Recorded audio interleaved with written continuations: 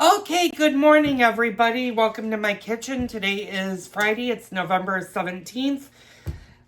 We're down to the wire for Thanksgiving.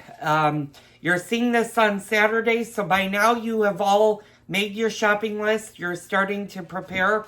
Today is the day that you want to take out any turkey that weighs between 20 and 25 pounds and let it start naturally thawing in your refrigerator. If you haven't already purchased your 20 to 25 pound turkey, today is the day you need to do that because it takes 5 days for that to fully defrost. And you have 1 day of wiggle room. So buy it today. Today's the day you need to go out, grab it, and bring it in.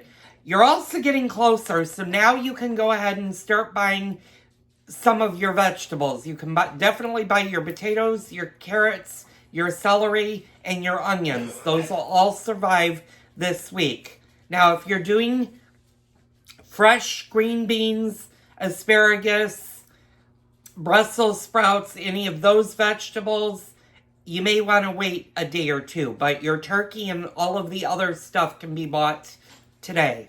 So run out to your markets before they get super packed and you don't get a headache and get that done.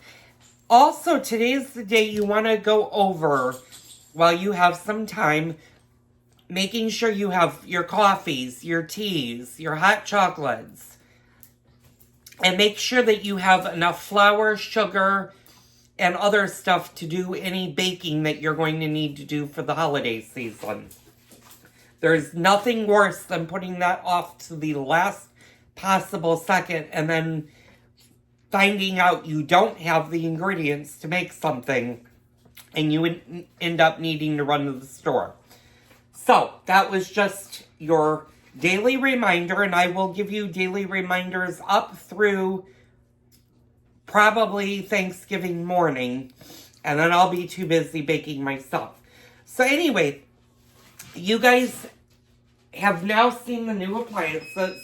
And unfortunately, this one is a little bit, I gotta get used to it because all of its control panels are on the very top. So if I set my hand on it, I hit the control panels. But I have been making cappuccinos with this. And you'll notice, I'm gonna move you guys a little bit closer to it, that it has the one for frothing. And I wanted to tell you, if you guys do have a cappuccino machine or you're thinking of buying it, to make your cappuccinos, a cappuccino is basically espresso mixed with steamed milk and frothed milk. Now, not every milk can be frothed. And I did use half and half, and that actually did froth perfectly for the first cup that I had this morning. Then I went to the 2%, and the 2% does not froth. And that's because of the fat content that's in it, because it's only 2% fat versus a whole milk or even half and half or heavy whipping cream. Those froth much better than the 2%. So if you have a espresso machine with a frother, 2% will not do it for your cappuccinos. I'm starting to edit, or by the time you see this, I've already edited and they're already posted. But the other reason I got these two appliances, and I'm going to turn you around and show you the new toaster ovens over there, is the fact that they're both Wi-Fi enabled. And what that basically means is there's the app on my phone or smart tablet that I can go into, and I can actually in the morning, without even getting out of bed, as long as I put a cup underneath the coffee, I can send a signal to the coffee, to the espresso machine, and say, I want 2 shots of espresso, can you please make it?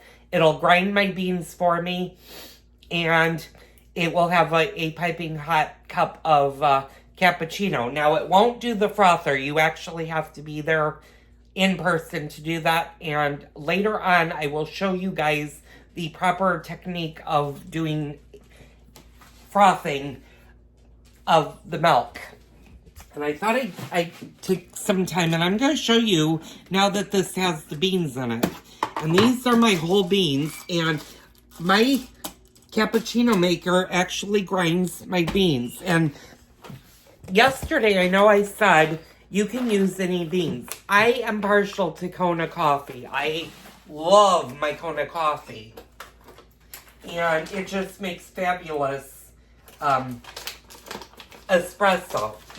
Now, you might be like, well, that's not espresso. Well, it's not an espresso bean, and espresso actually does not have to be made using an espresso bean. It can be made using any coffee bean. The thing that makes espresso is the grind size of your beans and the temperature of the water. That's what makes your espresso. And a lot of machines, a lot of cappuccino or espresso machines, and I should say espresso machines because honestly there is no machine that actually makes cappuccino. Because cappuccino is basically espresso and then you add your milk to it. That's what a cappuccino actually is. And I'll get into the different types of coffees a little bit later on. I'm not going to do that today, but we're going to do that a little bit later on. But you can use any coffee. The problem is when you use an espresso or what, let's say I'm going to use Starbucks, for example. Starbucks makes an espresso bean, but it's a dark bean. The darker the coffee bean is, the oilier your coffee is going to get. And a lot of times that is not good for these type of machines. They're fine in regular coffee makers, but they're not so hot for an espresso machine. And you might ask, well, they're espresso, why aren't they good for an espresso machine? Well, it's because of the oils that are found in the coffee bean. What they tend to do when they're ground is they actually produce so much oil that it clogs everything into your espresso machine, and it makes it next to impossible to get a good espresso. Now, for those kinds of coffees, and I've got to find where I put it. Oh, it's underneath. If you remember, and I'm going to actually go under and grab it. If I can get to it without dropping anything. If you remember my old-fashioned espresso maker, and this is an espresso maker. This type of machine is like a percolator where you put your ground coffee in here. You don't have to put a filter, you just put it in here. You pour your water in here, and what it does is it percolates up to the bowl and makes your espresso coffee, and then you can go ahead and whip your milk or cream, and then you can turn it into a cappuccino. This type is good for the darker beans. So that's for future reference. If you're ever thinking of getting yourself a cappuccino machine, get one of these if you're going to do solely dark roasted beans. This is good for any other type of whole bean. Now, you might be asking, can this use ground coffee? And the answer is no, because it grinds its own. It has to be a whole bean. So, I'm going to put this away for a second. So, I'm going to drop out of camera view for one quick second. And you might notice walking around the kitchen that there is a dog missing, and there is. Ice is not home currently. He's actually at the groomer's getting his bath and blowout today, and I'll pick him up a little bit later on this afternoon. Now that we talked about the espresso maker, let's talk about the toaster oven. And I really was fascinated by this toaster oven, and it is smaller This also is Wi-Fi enabled, and it allows me to actually go through the same app that my espresso maker goes through, and I can send a signal that I want the toaster oven to bake at such and such degrees, and it'll actually turn itself on. It'll preheat everything, and it'll actually start cooking. Now, my Breville toaster oven didn't have that capability. Now, I'm not saying at some point, because I don't believe Breville has that ability currently. I believe Breville does not have a Wi-Fi enabled ability to do that with any of their cookware or their toaster ovens. So the cafe actually works perfectly for me because I can control it with an app. Now, it is smaller in size, but it's taller than the Breville was. And by being taller, I can still cook the same amount of food in the cafe smart toaster oven that I could do in the Breville oven. The only difference is the Breville is longer and this one is taller. But I can still do a small turkey in there. I can do a chicken, and I can definitely do a roast in there. And we're going to be using the toaster oven a lot more for recipes down the road in the future. So that's going to conclude today's Cooking with Joel. I am going to be making the cinnamon swirl bread.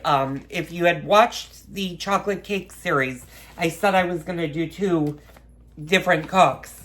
The problem was that night I was too tired from having worked at pantry, doing my volunteer work, cooking dinner, and then making the chocolate cake. I never did get around to the raisin bread. So later on today, I'm going to actually do the raisin bread again because we're running out.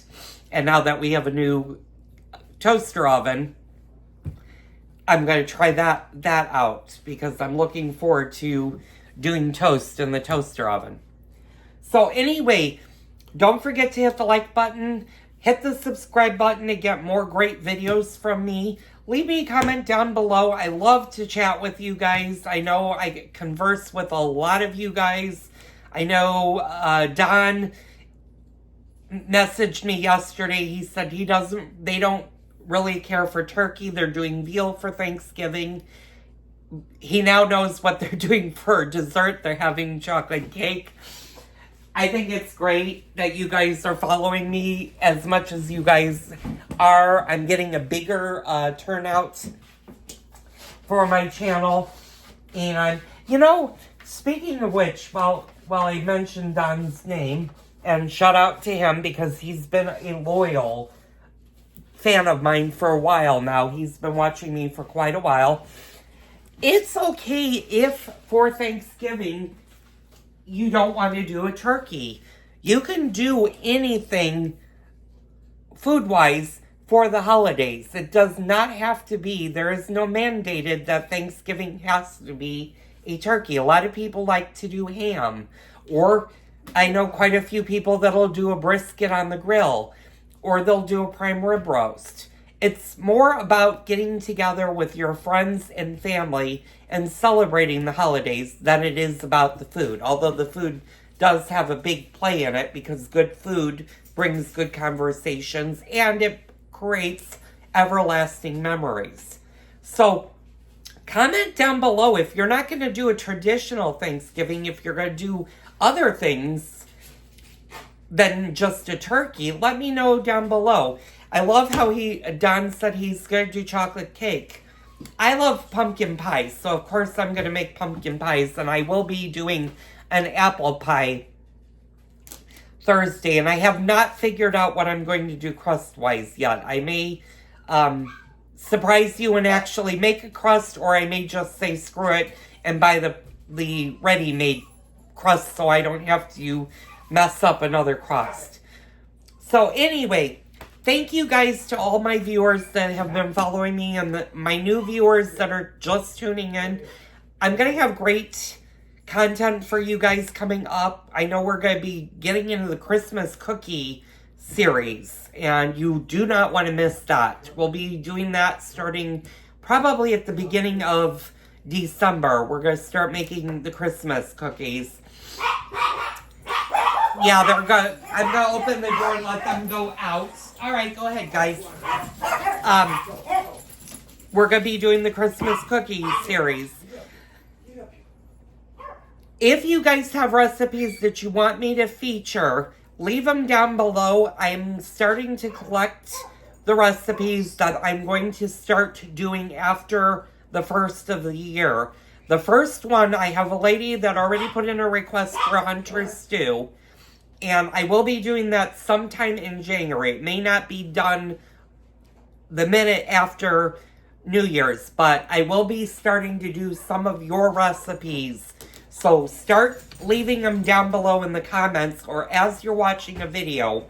If you leave a comment on a dish that you want to be featured down below, I will make sure I do that. I know, Cal, I did your Swedish meatballs, and then I had a really nice viewer that said, well, that's the American version of the Swedish meatballs.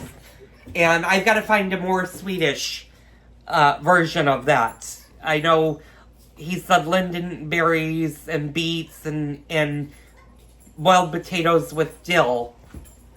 And unfortunately, now that we're getting into the colder months, I don't have dill growing anymore, but I'll have to find some dill. But I will feature your cooks on there, and I will actually teach you guys, if you have trouble with the dish and not understanding how to do a certain recipe, comment down below and we'll explore it together.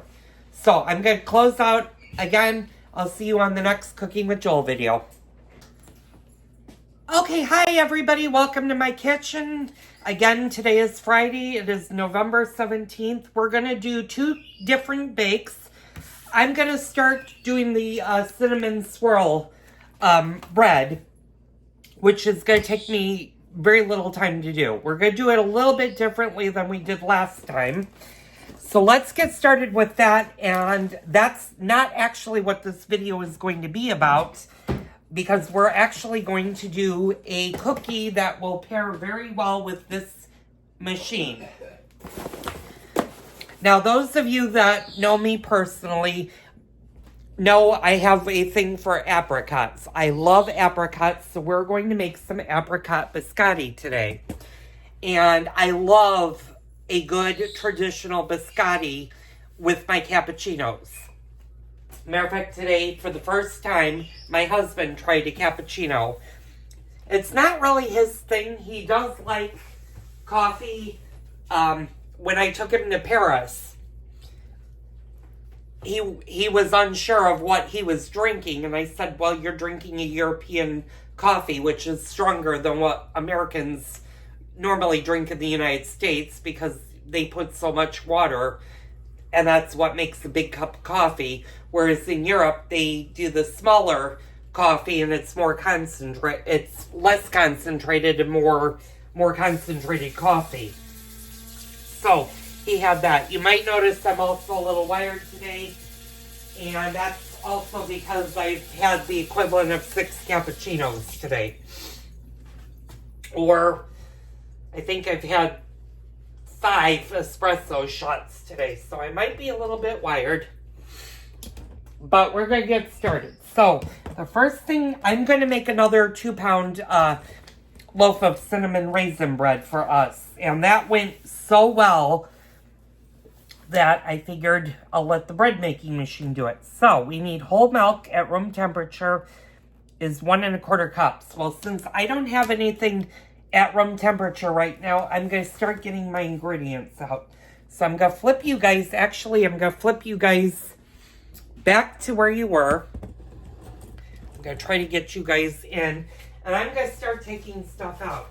By the way, those of you that were wondering where Ice was, he was at the groomers. He's now home. He looks amazing. Sorry that the floor is a little bit dirty because it didn't really rain last night, but muddy paws and stuff, we need to scrub the floor. But he's just resting. I just picked him up a little while ago from the groomers. So we need 1 1/4 cups of whole milk, and this time I got whole milk. We need 2.5 tablespoons of unsalted butter, room temperature. Well, we're going to take out a whole entire package of butter. We need 1 egg, large, room temperature. And I'm going to grab out my eggs. And I'm probably going to have my husband bring up more eggs because I have 3 eggs left.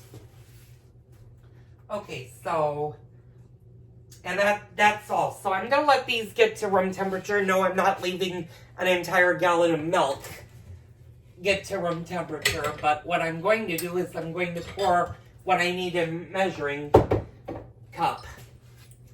And I think the last time we did this, I showed you guys the trick of how to heat milk to a room temperature degree. So we're going to actually do that because this bread takes 3 hours to make in the bread making machine. So it's 1 1/4 cups of whole milk.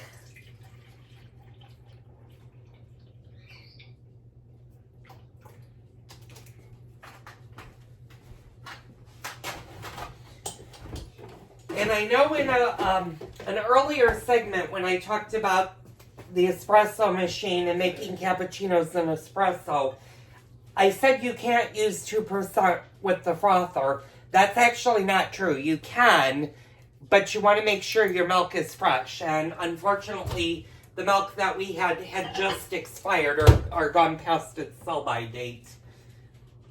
So I am going to I'm going to do a 1 minute heat on the milk, and that'll get it almost to a room temperature consistency. Now my butter is not really room temperature, and it's harder to do with butter room temperature without melting it. But what we can do is we can kind of soften it a little bit.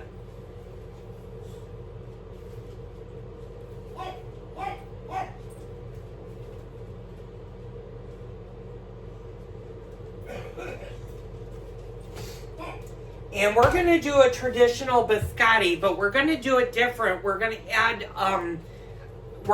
chopped apricots to it. I almost said avocados. And then I thought, I'm like going, well, that would be a really weird biscotti to have avocado in it. But we're going to put apricots in it, and I have dried apricots. You can use almost any type of dried fruit in a biscotti. You can use dried cranberries, raisins.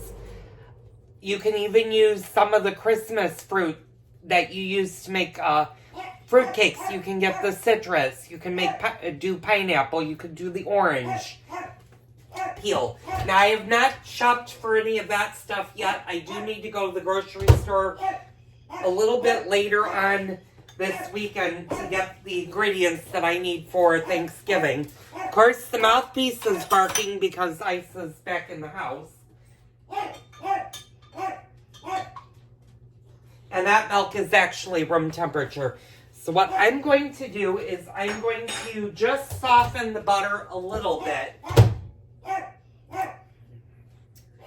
I'm going to only do 15 seconds. You really don't need to go any longer than that because you don't want your butter to melt. You just want your butter to be a little bit soft. Yeah, and that'll... 6 seconds, that'll definitely soften it enough to where, yeah, that's softened. So the trick is if you don't have things that are room temperature, pop them in the microwave for a short amount of time just to heat them. Now my milk's a little bit on the warm side, so I'm going to just give it a couple of minutes to cool down.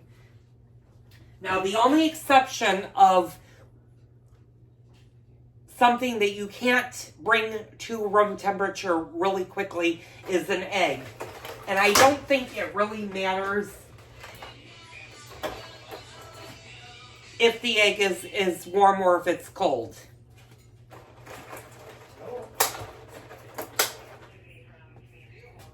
So I'm going to pause the video for a second. My husband's on the call, is on the phone. I'll be right back.